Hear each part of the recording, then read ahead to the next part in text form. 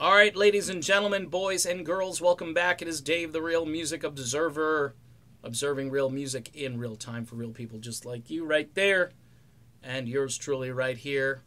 The Eagles reach another major milestone as their Greatest Hits Volume 1 album tops 38 million in sales, now outdistancing its closest competitor, which is Michael Jackson's Thriller, by about 5 million units. Holy crap, Batman.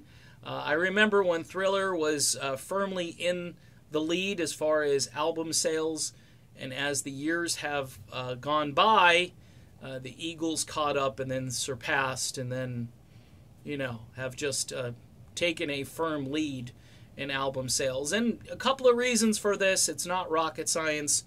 The passing of Glenn Frey and all of the music that Glenn created, and his voice was on more of the music that was prior to Hotel California.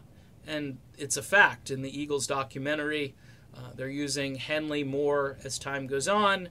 Frey is no longer with us, and a lot of folks want to hear those Glenn Frey tunes, and the best place to find them is on Volume 1. Now, that album is genius as far as the song listing, and that helps a lot. But when you've got things like Take It Easy and Already Gone and stuff like that, it's just such a winner as far as music goes. It's a classic rock feast, and I kind of like Steve Miller's 74 through 78 album a whole lot, but it's not as good as the Eagles' Greatest Hits Volume 1. It's just not.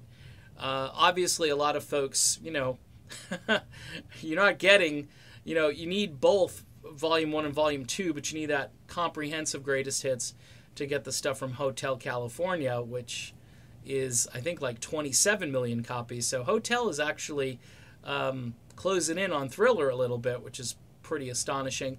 Look, folks, whether I like all the stuff that's happened within the Eagles, they are the greatest American rock band as far as sales and popularity. Personally, I think the Doobie Brothers are very close to the Eagles, but have not gotten any of the recognition that the Eagles have gotten as far as American bands. And, you could throw CCR in there and the Beach Boys, and there are all kinds of Chicago, obviously. But the Eagles, to me, were kind of an elite group. They had these two guys who wrote really fantastic songs, and early on they really captured that country rock sound like nobody else. Now, talking about Thriller briefly, brilliant record, crossed over on every format. This is why I don't understand radio today with Steve Perry and what's happening with that song. I hear it will debut somewhere on the adult contemporary charts next week, but that's the only place you'll hear it. You're not going to hear it on Top 40 or mainstream rock. And yeah, it belongs on AC, but back in the day, things weren't so divided. Reminds me of everything else in society, that you have to have a niche for this and a niche for that. Thriller was it was a beast, and there's no question about its brilliance. Quincy Jones, I say Quincy Jones, and that's all I really need to say. The guys from Toto, you had Eddie Van Halen playing on Beat It. Okay, Beat It was on rock stations all over the place. WAAF, Worcester, Massachusetts, they were playing Beat It. I mean, it's just bizarre. That's how big it was. It just was a beast. And I think, though, what's happened over the years is not necessarily that the album has just gotten kind of like passe. It's a little, like we've heard it, been there, done that,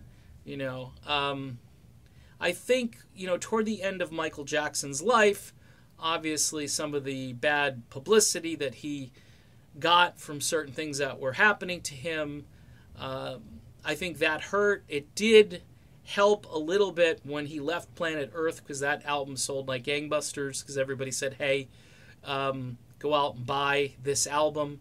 And I'm not saying that was a good thing that he left Planet Earth, by the way. I'm just saying when he passed, people were very interested in the album, just as when Glenn passed, people were very interested in the Eagles' music. But I think some of that stuff at the end of Michael Jackson's life may have kind of tarnished his legacy a bit. I think it will recover over time because the music is just so powerful and so good. And you may see Thriller start to come back up a bit. But man, the Eagles as a force of nature, and the fact that they are still a touring band. Yes, there's no Glenn. Yes, they've got Vince Gill, and I've got mixed feelings about Vince Gill, but they've put together a decent tour. And guess what? It helps when you're touring. You're selling albums. You're keeping the legacy alive. Don Henley is still in the band.